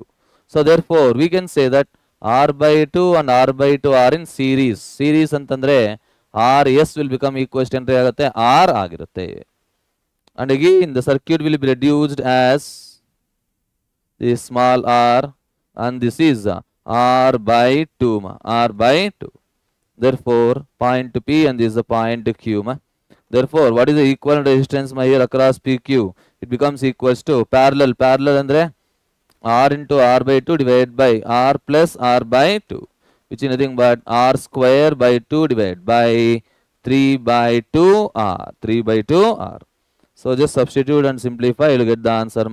R by 2, 1 r will get cancel. You will be having only r by 3. R by 3 and the barate. Hence we can select option A as a right answer. Option A is right answer. ಅರ್ಥ ಆಯಿತು ಅಲ್ವಾ, ಹೇಗೆ ಮಾಡಬೇಕು, ಹೇಗೆ analyse ಮಾಡಬೇಕು ಅಂತ ಅಂದ್ಬಿಟ್ಟು. So please go through it once again. ಇನ್ನೊಂದ್ಸರಿ ನೋಡಿ, ಯೋಚನೆ ಮಾಡಿ, ನೀವೇ ಕೂತ್ಕೊಂಡು ಸಾಲ್ವ್ ಮಾಡಿ. ಆವಾಗ ನಿಮ್ಗೊಂದು ಕಾನ್ಫಿಡೆನ್ಸ್ ಅನ್ನೋದು ಬರುತ್ತೆ, ಈ ಸರ್ಕ್ಯೂಟ್ನ ಹೇಗೆ ಅನಲೈಸ್ ಮಾಡಬೇಕು ಅನ್ನೋದು ಬರುತ್ತೆ ನಿಮಗೆ. Okay, let us move on to the next question. What they are saying to us. ನೋಡಿ ಬಾ ಇಲ್ಲಿ, 6 equal resistances each of 4 ohm, each of 4 ohm are connected to form a figure. The resistances between the two corners A and B is anta ಹೇಳ್ತಾ ಇದ್ದಾರೆ. resistance between the two corners A and B is. That means we have to calculate what is the resistance across these two terminals. Okay, so ನೋಡಿ ಇಲ್ಲಿ ಈ point O ಅನ್ನೋದು ಇದೆ ಅಲ್ವಾ, current ಅನ್ನೋದು enter ಆಗಿದ್ದಾಗ ಎಲ್ಲ ಕಡೆ ಸ್ಪ್ಲಿಟ್ ಆಗ್ತಾ ಇರುತ್ತೆ. ಸೊ ಹಾಗಾಗಿ these 4 resistors will be in parallel here. But ಇಲ್ಲಿ ನೋಡಿ, ಈ ಎರಡು ಪ್ಯಾರಲಲ್ ಆಗಿರುತ್ತೆ ಮತ್ತು ಇದೆರಡು ಇದಕ್ಕೆ ಜಾಯಿನ್ ಆಗಿದೆ, ಹಾಗಾಗಿ this two are in parallel. Okay, anyway I will redraw the circuit here. ಹೇಗಿರ್ಬೋದು ಸರ್ಕ್ಯೂಟ್ ಅಂತ ಅಂದ್ಬಿಟ್ಟು ನೀಟಾಗಿ ಅನಲೈಸ್ ಮಾಡೋಣ. Then definitely will get an idea. Okay, let us see that. Sorry, ಒಂದು ನಿಮಿಷ. Let us redraw the circuit here. ನೋಡಿ, this is the point A. Point A in the point B ಗೆ ಒಂದು 4 ohm resistor ಅನ್ನೋದು ಇದೆ. Is it right or not ma? Let us consider this point. ಇದನ್ನೇ ನಾವು split ಮಾಡ್ಕೊಂತ ಇದ್ದೀನಿ ಅಷ್ಟೇ. ಇಲ್ಲಿಂದಾನೆ ಇನ್ನು ಸ್ವಲ್ಪ ದೂರ ಬರಿತಾ ಇದ್ದೀನಿ ಅಷ್ಟೇ, ಬೇರೆ ಏನು ಇಲ್ಲ. ಇಲ್ಲಿ ನಿಮಗೆ 4 ohm ಮತ್ತು ಇಲ್ಲಿ ನಿಮಗೆ 4 ohm ರೆಸಿಸ್ಟೆನ್ಸ್ ಅನ್ನೋದು ಬರುತ್ತೆ. ಇದು point O. Again it gets splitted. Like this. We have to think and we have to analyze here. This is the point B. Okay, and later we can say, let us say this is one more resistance is there, 4 ohm anta ಹೇಳ್ತಾರೆ. 4 ohm ಅಷ್ಟನ್ನ ಬಂದಿರೋದು. Like this we have to reduce the circuit. Okay ನಾ, ಗೊತ್ತಾಗಿದೆ ಅಲ್ವಾ? So please analyze ಮಾಡಿ one by one. All the resistors are 4 ohm only. We want to calculate what is the effective resistance between A and B. So like that, whenever we think this, these 3 branches will come in parallel. Okay, because the current will get splitted. So like this, whenever we observe this here, observe ಮಾಡಿ ನೀಟಾಗೆ. This is the point B. ನೋಡಿ, 4 by 4 ಇದೆ. 4 ಎರಡು parallel ಅಂತಂದ್ರೆ we can say this as 4 by 2, which is nothing but 2 ohm ಬರುತ್ತೆ. ಇದರ resistance ಅನ್ನೋದು ಸಹ ನಿಮ್ಗೆ ಎಷ್ಟು ಬರುತ್ತೆ? 2 ohm ಅಂತಾನೆ ಬರುತ್ತೆ. So this is 2 ohm and again this is equals to 2 ohm and this is 4 ohm. Okay, and again this will become equals to 4 ohm resistance ಅಂತ ನಾವು ಹೇಳಬಹುದು. ಓಕೆನಾ? Again please think about this. This 2 ohm and this 2 ohm are in series. Then you get 4 ohm here. ಮತ್ತೆ ಇನ್ನೊಂದ್ಸರಿ ಯೋಚನೆ ಮಾಡಿ, this 4 ohm. Okay, I will write this 4 ohm somewhere here so that you will get a clear picture here. ನೋಡಿ ಇಲ್ಲಿ ಇವೆರಡು ಏನಾಗುತ್ತೆ? 4 ohm ಅಲ್ವಾ? ನೋಡಿ, ಈ 4 ohm ಮತ್ತು ಈ 4 ohm ಎರಡು ಹೇಗಿದೆ? ಪ್ಯಾರಲಲ್ ಅಂತಂದ್ರೆ ಇಲ್ಲಿ get 4 by 2 is nothing but 2 ohm ಅಂತ ಬರುತ್ತೆ. Again the circuit will get reduced into like this. This is the point A and B ಮಧ್ಯದಲ್ಲಿ ನಿಮಗೆ 4 ohm resistance ಇದೆ. ಮತ್ತೆ ಇಲ್ಲಿ ಹೇಗಿದೆ ನೋಡಿ, again the equivalent resistance is 2 ohm. Because so now see here, RAB becomes equals to 4 into 2 divided by 4 plus 2. Therefore RAB becomes equals to 8 divided by 6, which is nothing but 4 by 3 ohm. Hence we can select option B as a right answer. Sorry ಯಾಕೆ ಹಿಂದೆನೆ ಹೋಗ್ತಾ ಇದ್ದದು. So ಅರ್ಥ ಇದಲ್ವಾ ಹೇಗೆ think ಮಾಡ್ಬೇಕು ನಾವು ಅಂತ ಅಂದ್ಬಿಟ್ಟು? Please analyse and solve by yourself. Is it clear? I hope you understood, ma. Now let us move on to the next question. What they are saying to us. Please think about this, ma. Here, 5 resistances are combined according to the figure. According to the figure, the equivalent resistance between the point X and point Y will be. ನೋಡಿ, equivalent resistance ನಾವು find out ಮಾಡಬೇಕು. So how can we do this? First of all, redraw the circuit, ma. Redraw the circuit. ಒಂದ್ಸರಿ ನೋಡಿ. This is a point X, ma. Point X. Point X ಇಂದ ಬರ್ತಾ ಇದೆ, ನಿಮ್ಗೆ ಎರಡು ಬ್ರಾಂಚ್ ಆಗಿ ಸ್ಪ್ಲಿಟ್ ಆಗ್ತಾ ಇದೆ. Is it right or not, ಮಾ? Is it right? ಅಂಡ್ ಇಲ್ಲಿ ನಿಮ್ಗೆ ಮತ್ತೆ ಇಲ್ಲಿಂದ ಇಲ್ಲಿಗೆ ಇನ್ನೂ ಒಂದು ನಿಮ್ಗೆ ಸಿಗುತ್ತೆ. Nothing but 20 ohm. So please observe this, and this is a 10 ohm, and this is also equals to 10 ohm, and this is a point Y. So whenever we think about this is a 10 ohm, this is also 10 ohm. Now whenever we check P by Q, that is a 10 by 10, nothing but 1 ohm ಬರುತ್ತೆ. R by S, which is nothing but 10 by 10. So this is in the form of Wheatstone bridge, and balancing condition is satisfied, satisfied. Therefore there will be no current through this 20 ohm resistor, 20 ohm resistor. Therefore, what is the equivalent circuit? Again, I am drawing. Observe this. This is the 2 resistors connected in series in the upper branch, and the 2 resistors connected in series in the lower branch. This is X and this is Y. This is a 10 and this is 10. This is 10 and this is 10. So observe ಮಾಡಿ ಏನು ಬರುತ್ತೆ ಅಂತ ಅಂದ್ಬಿಟ್ಟು ಹೇಳಿ ನೋಡೋಣ. ನೋಡಿ, 10 ohm and 10 ohm ಎರಡು ನಿಮಗೆ ಸೀರೀಸ್ ಅಲ್ಲಿ ಇರೋದ್ರಿಂದ ಏನು ಬರುತ್ತೆ ನಿಮ್ಗೆ ಇಲ್ಲಿ? It is equals to 20 ohm ಅಂತ ಬರುತ್ತೆ. ಇಲ್ಲೂ ನಿಮಗೆ ಕೆಳಗಡೆ 20 ಓಮ್ ಅಂತಾನೆ ಬರುತ್ತೆ. Therefore what is the equivalent resistance, ma? Therefore equivalent resistance will become equals to nearly 20 by 20, ma. Here 20 by 2 antandre you will get the answer as 10 ohm. Therefore that is the equivalent resistance between the X and Y, the 2 point, that is a 20 ohm. I hope you understood this, no pa? ಅರ್ಥ ಆಗಿದೆ ಅಲ್ವಾ ಹೇಗೆ ಮಾಡ್ತಾ ಇದೀವಿ ಅಂತ? Now similarly let us move on to the next question. What they are saying to us. Please read this question, ma, carefully. What will be the equivalent resistance of the circuit shown in the figure between the points A and D, ma? A and D. That means they are asking to find the equivalent resistance between the point A and the point D, ma. Point D. Okay. Now observe this. Whatever the current coming from the point A will get splitted into branches here like this as shown in the figure. But ನೋಡಿ, ಇಲ್ಲಿ point B ಹತ್ರಕ್ಕೆ ಹೋಗೋಷ್ಟರಲ್ಲಿ point B ಅನ್ನೋದು ನಿಮ್ಗೆ ಏನಾಗಿರುತ್ತೆ? It is A open circuit. Point B ಆದ್ಮೇಲೆ ಯಾವುದೇ ರೀತಿ elements ಇಲ್ಲ.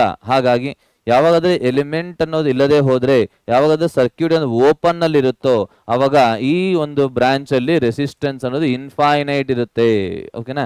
In the same manner the current will pass through the D, ಮಾ. ಸೊ ಇಲ್ಲೂ ಅಷ್ಟೇ ಪಾಯಿಂಟ್ ಸಿ ಹತ್ರನೂ ಅಷ್ಟೇ ನಿಮ್ಗೆ ಏನಾಗುತ್ತೆ? resistance is infinite irutte, because C is also open circuit. Therefore the two resistance will be ineffective. ಯಾವುದೇ ರೀತಿ ಅದು ಯೂಸ್ ಇಲ್ಲ. ಓಕೆನಾ? Now let us see how the circuit is reduced. Here this is a point A. This is a 10 ohm resistance. Here 10 ohm resistance. ಇಲ್ಲಿ ನಿಮಗೆ ಏನಾಗ್ತಾ ಇದೆ? 10 plus 10 ಇಲ್ಲಿ ಬರುತ್ತೆ. ಇಲ್ಲಿ ನಿಮಗೆ 10 plus 10 ಎರಡು ನಿಮಗೆ ಬರುತ್ತೆ. And here we will get it as 10 plus the 10 ohm will get it, ma. 10, this is 10, this is also 10, this is also 10. Therefore please simplify, ma. Here 10 plus 10 ಅಂತಂದ್ರೆ ನಿಮಗೆ ಏನು ಬರುತ್ತೆ? 20 ohm ಅಂತ ಬರುತ್ತೆ. ಇದು ನಿಮಗೆ 10 plus 10 ಅಂತಂದ್ರೆ ಇಲ್ಲಿ get it as 20 ohm. Again observe this, ma. Here ಏನು ಬರಬಹುದು ಅಂತ ಒಂದ್ಸರಿ ನೋಡೋಣ. ಈ ಸರ್ಕ್ಯೂಟ್ ಅಲ್ಲಿ ಒಂದ್ಸರಿ ನೋಡಿದ್ದಾಗ ಈ 20 ohm ಮತ್ತು 20 ohm ಅನ್ನೋದು ಎರಡು ನಿಮಗೆ ಹೇಗಿದೆ? ಪ್ಯಾರಲಲ್ ಅಂತಂದ್ರೆ 20 by 2, which is nothing but 10 ohm will get it. Therefore please reduce the circuit, ma. This is a point A, this is a point A, this is a point D na? Yes, point D. So ಏನು ಬರುತ್ತೆ ನೋಡಿ ಇಲ್ಲಿ? This will become 10 ohm ಆಗಿರುತ್ತೆ. ಈ ಮಧ್ಯದಲ್ಲಿರತಕ್ಕಂಥ resistance ಸಹ ನಿಮಗೆ 10 ohm ಆಗಿರುತ್ತೆ.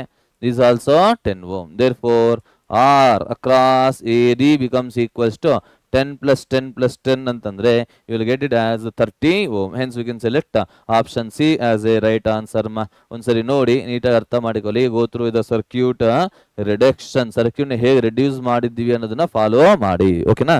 Let us see the next question, what they are saying to us, ma. Here 7 resistances are connected as shown in the figure. The equivalent resistance between point A and point B is, we have to find out what is the equivalent resistance between the point A and the point B. Okay, ಒಂದ್ಸರಿ ನೋಡೋಣ ಇಲ್ಲಿ ಹೇಗಿರುತ್ತೆ ಅಂತ ಅಂದ್ಬಿಟ್ಟು. So these two are in what ma here, parallel ಅಂತಂದ್ರೆ 10 by 2 which is nothing but 5 ohm ಅಂತ ಬರುತ್ತೆ. And again these two are in parallel ಅಂತಂದ್ರೆ 6 by 2 which is nothing but 3 ohm ಅಂತ ನಮಗೆ ಬರುತ್ತೆ. Is it right or not ma? So let us see here how can you reduce the circuit ma. Let us say this is a point A, this is a point A, this is a point A ಅಂತ ಹೇಳ್ಬೋದು ನಾವು. A ಇಂದ ನಿಮ್ಗೊಂದು branch, ಎರಡು branches ನಿಮಗೆ ಹೋಗ್ತಾ ಇದೆ, ನೀಟಾಗಿ ಅನಲೈಸ್ ಮಾಡಿ ಥಿಂಕ್ ಮಾಡಿ. ಓಕೆನಾ, ಇಸ್ ಅ ಪಾಯಿಂಟ್ ಎ ಮಾ. ನೆಕ್ಸ್ಟ್ ನೋಡಿ ಇಲ್ಲಿ ಬರ್ತಾ ಇದೆ ಅಲ್ವಾ, ದಿಸ್ ಅ ಪಾಯಿಂಟ್, ಇಲ್ಲೊಂದು ಪಾಯಿಂಟ್. ಅದಾದ ನಂತರ ಮತ್ತೆ ನಿಮ್ಗೆ ಇಲ್ಲಿ 3 ಓಮ್ ಅನ್ನೋದು ನಿಮಗೆ ಕಾಣಿಸ್ತಾ ಇದೆ. This is 3 ohm, this also equals to 3 ohm, and this 5 ohm, and this also equals to 5 ohm. ಮಧ್ಯದಲ್ಲಿ ನಿಮ್ಗೊಂದು ಬ್ರಾಂಚ್ ನಮಗೆ ಕಾಣಿಸ್ತಾ ಇದೆ, ಅದರ ರೆಸಿಸ್ಟೆನ್ಸ್ 8 ಓಮ್ ಆಗಿರುತ್ತೆ. ಓಕೆನಾ, this is a point B. So whenever we please observe this diagram carefully. Observe ಮಾಡಿದಾಗ ಏನು ಹೇಳ್ಬೋದು ನೋಡಿ ಇಲ್ಲಿ, this will satisfy the condition P by Q is equals to R by S. ಹಾಗಾಗಿ there will be no current flowing through the 8 ohm resistance, 8 ohm resistance. Therefore, what is the effective resistance upper branch ma here? 5 plus 3 which is nothing but 8 ohm. Lower branch allu saha nimge enagirutte 8 ohm nimge sigutte. Therefore, the circuit will get reduced as shown like this ma here. This is 8 ohm and this also 8 ohm. Therefore, this is a point A and this will be the point B. Therefore, we can say that R equivalent becomes equals to 8 by 2 which is nothing but 4 ohm. Nothing but 4 ohm. Hence, we can select option B as a right answer. Option B is the right answer. ಅರ್ಥ ಆಗಿದೆ ಅಲ್ವಾ ಹೇಗೆ ಮಾಡಬೇಕು ಅಂತ ಅಂದ್ಬಿಟ್ಟು. ನಾವು similarly let us move on to the next question. What they are saying to us ma here. Yes, I think you can easily solve this ma here. ಒಂದ್ಸಲ ನೀಟಾಗಿ ಅನಲೈಸ್ ಮಾಡಿ ಇಲ್ಲಿ ಏನು ಬರುತ್ತೆ, P by Q. Since P by Q is equals to R by S which is nothing but 1 by 2 ಬರ್ತಾ ಇದೆ. 1 by 2 ಬರ್ತಾ ಇರೋದ್ರಿಂದ ಈ 7 ಅನ್ನೋದ್ರಲ್ಲಿ ನಿಮಗೆ ಕರೆಂಟ್ ಅನ್ನೋದು ಹೋಗೋದಿಲ್ಲ. ಓಕೆನಾ, ಹಾಗಾಗಿ ಅಪ್ಪರ್ ಬ್ರಾಂಚ್ ಅಲ್ಲಿ ಟೋಟಲ್ ರೆಸಿಸ್ಟೆನ್ಸ್ 7 ಓಮ್ ಇರುತ್ತೆ, ಲೋಯರ್ ಬ್ರಾಂಚ್ ಅಲ್ಲಿ ಟೋಟಲ್ ನಿಮಗೆ 14 ಓಮ್ಸ್ ಇರುತ್ತೆ. Therefore, we can say that the circuit is reduced as shown in the figure. This 7 ohm and this 14 ohm. Therefore, R equivalent will become equals to 7 into 14 divided by 7 plus 14 ma. 7 into 14 divided by 21 ma. 7173. Therefore, you will get the answer as 14 by 3 ohm. 14 by 3 ಅಂತಂದ್ರೆ you can go with option A as a right answer. Option is the right answer. ನೋಡಿ, ಈ ರೀತಿ problems ತುಂಬಾ ಸರಿ repeated ಆಗಿ ಕೇಳಿದ್ದಾರೆ, ನಿಮಗೆ ಗೊತ್ತಾಗ್ತಾ ಇದೆ. Is it right or not ಮಾ? Because this are all the previous years problems only, ಬೇರೆ ಏನು ಅಲ್ಲ. Okay, let us go to the next question. What they are saying ಮಾ? ನೋಡಿ ಇಲ್ಲಿ, the combination of the resistances shown in the figure, the potential difference between the point B and D. Point B ಮತ್ತು point D ಮಧ್ಯದಲ್ಲಿ potential difference ಅನ್ನೋದು ನಿಮಗೆ 0 ಆಗಿದೆ. When unknown resistance X is connected. So, what is the value of X? When unknown resistance X is. So, how can you simplify this value ma? So, yavagadre potential difference between point B and point D 0 ಆಗಿರುತ್ತೋ, then the circuit must satisfy, what is it, the condition P by Q is equals to R by S. Let us say this is P ma, this is P. P is equal to 16 ohm ಆಗಿರುತ್ತೆ. Q will become equals to 4 ohm ಆಗಿರುತ್ತೆ. And this is what is that here, R. R is equals to X ಆಗಿರುತ್ತೆ. And this is S. S is nothing but 1 by 2 ohm ಆಗಿರುತ್ತೆ. So just substitute, you will get it here. ಏನು ಬರುತ್ತೆ ನೋಡಿ ಇಲ್ಲಿ, P by Q. ನೋಡೋಣ ಇಲ್ಲಿ, P ಅಂದ್ರೆ 16 by 4 ಅಲ್ಲಪ್ಪ. 16 by 4 must become equal to X divided by 1 by 2. Therefore, X is equals to 16 by 4 into 1 by 2 ma here.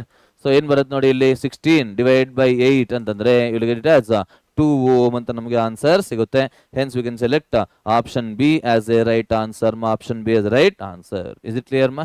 Now similarly let us move on to the next question. So please read this question ma carefully. ಏನು ಹೇಳ್ತಾ ಇದ್ದಾರೆ ಅಂತ ನೀಟಾಗಿ analyse ಮಾಡೋಣ ಓಕೆನಾ. So please read it ma. Two batteries A and B each of 2 volt are connected in series to external resistance capital R is equals to 1 ohm. External resistance capital R 1 ohm ಕೊಟ್ಟಿದ್ದಾರೆ. Internal resistance of the battery A is 1.9 ohm and that of B is 0.9 ohm. What is the potential difference between the terminals of the battery A?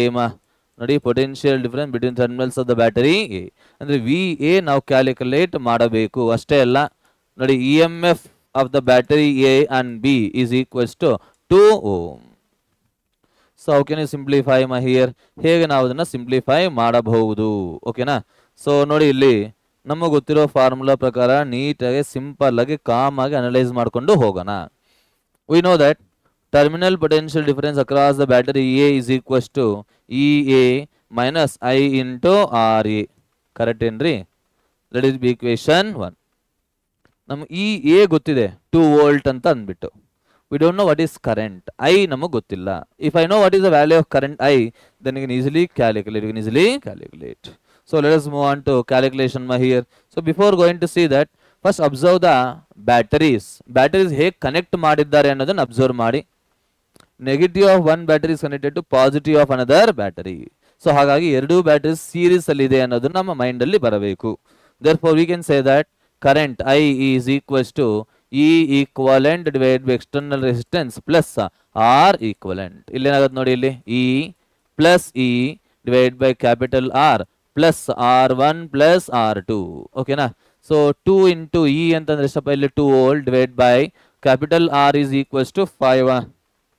Capital R is 1 ohm ಅಂತ ಕೊಟ್ಟಿದ್ದಾರೆ. Capital R is equals to 1 plus 1.9 plus 0.9. So I becomes equals to 4 divide by 3.8 ampere ಅಂತ ನಮಗೆ ಬರುತ್ತೆ. This is the current. I hope you understood the calculation here. ಅರ್ಥ ಆಗಿದೆ ಅಲ್ವಾ ಈ calculation ಹೇಗೆ ಮಾಡ್ತಾ ಇದೀವಿ ನಾವು ಅಂತ ಅಂದ್ಬಿಟ್ಟು. In the same manner substitute in equation 1 you get VA is equals to E andre 2 minus 4 divided by 3.8 into RA. What is RA value? 1.9. 1.9 nearly 2 times hogutte. 2 1 2 2 ma. So potential difference across the A is nothing but 2 minus 2, which will get it as 0. It will get it as a 0. Hence we can go with there will be no potential difference across the battery A. Hence we can select option C as a right answer. Option C a right answer. Is it clear? Now similarly let us move on to the next question. What they are saying to us. Please read this question carefully. The magnitude and direction of the current in the circuit shown will be. We have to calculate what is the direction of the current. Okay na? And magnitude ಎಷ್ಟು current ಹೋಗ್ತಾ ಇದೆ, ಎಲ್ಲಿಂದ ಎಲ್ಲಿಗೆ ಹೋಗ್ತಾ ಇದೆ ಓಕೆನಾ. ನೋಡಿ ಒಂದು ವಿಷಯ ನೀಟಾಗಿ ಅಬ್ಸರ್ವ್ ಮಾಡಿ. ಸರ್ಕ್ಯೂಟ್ನ ಅಬ್ಸರ್ವ್ ಮಾಡಿದ್ದಾಗ ನಮಗೆ 2 ಬ್ಯಾಟರೀಸ್ ನಮಗೆ ಕಾಣಿಸ್ತಾ ಇದೆ. 2 ಬ್ಯಾಟರೀಸ್, ಒಂದು ಇ ಎಮ್ ಎಫ್ 10 ವೋಲ್ಟ್ ಮತ್ತೊಂದು E M F 4 volt. So please observe that current always moves from high E M F to low E M F. So ಹಾಗಾಗಿ the current will move from where to where 10 volt ಇಂದ move ಆಗುತ್ತೆ. That is from A to B through E. ಗೊತ್ತಾಯ್ತಲ್ವಾ? Current will move from point A to point B through the point E. ಯಾಕೆ ಅಂತ ಗೊತ್ತಾಯ್ತಲ್ವಾ? ಯಾಕಂದ್ರೆ 10 volt is greater than 4 volt. 10 volt is greater than 4 volt implies current will move from point A to point B. Sarina? So how much current? So for that let us calculate what is the current formula here. Current is equals to E equivalent divided by R plus R equivalent ಅಂತ consider ಮಾಡೋಣ. what is E equivalent here? You can say ನೋಡಿ E1 ಎರಡು opposite connect ಮಾಡಿರೋದ್ರಿಂದ E1 minus E2 divided by external resistance 3 ಆಗುತ್ತೆ plus 1 plus 2. So just substitute the values here. E1 is 10 minus 4 divided by 3 plus 1 4 4 plus 2 6. So current I becomes equals to 6 by 6 ಅಂತಂದ್ರೆ you will get it as 1 ampere from A to B through A. 1 ampere from A to B through E ಅಂತಂದ್ರೆ you can select option D as a right answer here. Option D is right answer. ಗೊತ್ತಾಗಿದೆ ಅಲ್ವಾ ಹೇಗೆ ಮಾಡಬೇಕು ನಾವು ಅಂತ ಅಂದ್ಬಿಟ್ಟು. Now let us see the next question what they are saying to us. Figure represents a part of the closed circuit. ಚೆನ್ನಾಗಿ ಅರ್ಥ ಮಾಡ್ಕೊಳ್ಳಿ. The potential difference between the points A and B is that is VA minus VB is equal to 0 ಅಲ್ಲ is equal to question mark. So whenever you observe the diagram ನೀಟಾಗಿ analyse ಮಾಡಿದಾಗ ನಿಮಗೆ ಒಂದು ವಿಷಯ ಗೊತ್ತಾಗುತ್ತೆ. Current is flowing from point A to the point B point A to the point B ಹೋಗ್ತಾ ಇದೆ. ನಮ್ಗೆ ಇನ್ನೂ ಒಂದು ಕ್ಲಿಯರ್ ಆಗಿರಬೇಕು. Current always moves from high potential region to low potential region. ಅಂದ್ರೆ A ಅನ್ನೋದು ಹೈ ಪೊಟೆನ್ಷಿಯಲ್ ಇರುತ್ತೆ, B ಅನ್ನೋದು ಲೋ ಪೊಟೆನ್ಷಿಯಲ್ ಅಲ್ಲಿ ಇರುತ್ತೆ ಅನ್ನೋದು ಅಬ್ಸರ್ವ್ ಮಾಡಬೇಕು. ಓಕೆನಾ? So applying KVL from A to the point B will get VA high potential ಅಲ್ವಾ. ಓಕೆ ಮೈನಸ್ ಕರೆಂಟ್ ನಾನು ಹೋಗ್ತಾ ಇರತಕ್ಕಂಥ ಡೈರೆಕ್ಷನ್ ಕರೆಂಟ್ ಅನ್ನೋದು ಬರ್ತಾ ಇದೆ and it is passing through 2 ohm. ಹಾಗಾಗಿ minus 2 into 2 I into R ಅಲ್ವಾ. Cell moving from positive terminal to negative terminal, ಹಾಗಾಗಿ -3 ತಗೋಬೇಕು according to sign convention. Okay minus 2 into what is the value of here 1 minus VB, because you can say B is at low potential, we can go with the minus. So we can apply I want only VA minus VB -4 ಆ ಕಡೆ ಹೋದ್ರೆ +4 ಬರುತ್ತೆ, +3 ಆಗುತ್ತೆ, +2 ಬರುತ್ತೆ. If you get it as 7 + 2 ಅಂತಂದ್ರೆ you will get 9 volt 7 + 2 nothing but +9 volt. Hence we can select option A as a right answer. Option A is right answer. Is it clear? I hope you understood that and it is very clear to you. Is it clear? Now let us move on to the next question. What is there? Okay, yes ma. So these are all the questions which are taken in the series or in this video to give the confidence related to chapter current electricity. I hope you all enjoyed the session and please practice as many questions as possible from the same chapter with this knowledge. Definitely you will get a confidence and the paper will be easy and the question will also be very easy from this chapter. Okay. Yes, with this I am going to end the session. We will meet you in the next video. Until then, please keep reading. Don't waste that time. Okay. Thank you very much.